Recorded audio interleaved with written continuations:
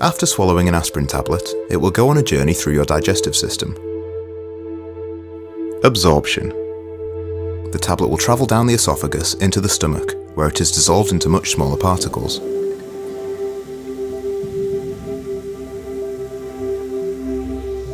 These particles will continue their journey into the small intestine, where most of them will be absorbed into the blood.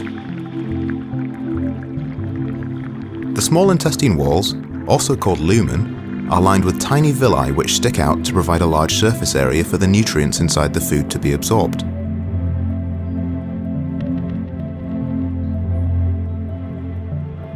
Looking closer at these villi, you can see they have a rich blood supply and they are covered in a thin layer of epithelial cells.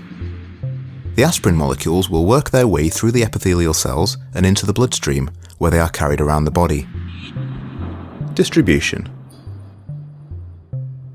Blood plasma contains complex molecules called albumin. Albumin is a protein made by the liver which transports nutrients around the body. Albumin also binds to drugs that enter the bloodstream. Here you can see some of the aspirin molecules binding to the albumin. All the aspirin particles that have been bound will be filtered out as they pass through the liver, and only the remaining aspirin molecules will get through and have any effect on the body. Different drugs will bind to albumin in different amounts depending on their affinity for plasma protein. The next stop on the journey is the liver. The aspirin-rich blood will enter the liver through the hepatic portal vein at the bottom, and it will exit at the top via the hepatic vein. At this stage, even more of the aspirin will be removed through a process called first-pass metabolism. The liver's job is a bit like a filter. It will metabolize drugs before they reach the rest of the body. It does this in a few steps. Phase 1 metabolism. First, aspirin is hydrolyzed, breaking off ethanoic acid and leaving behind salicylic acid. This salicylic acid isn't water-soluble, so it can't be excreted in urine yet.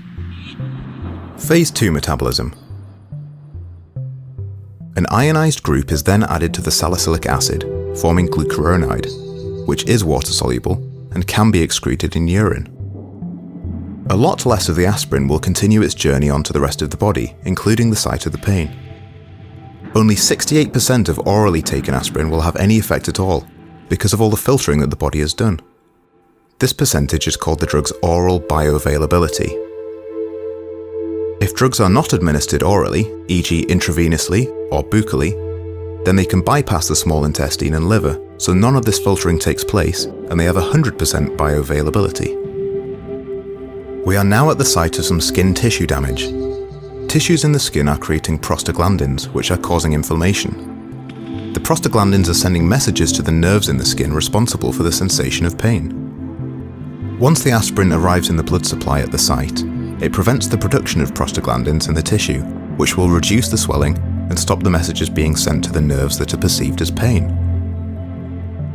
Excretion. Any remaining aspirin in the blood will go round and round the blood supply, going back through the liver several times until it is all used up or filtered out of the body. It travels into the kidneys and then into the bladder for excretion.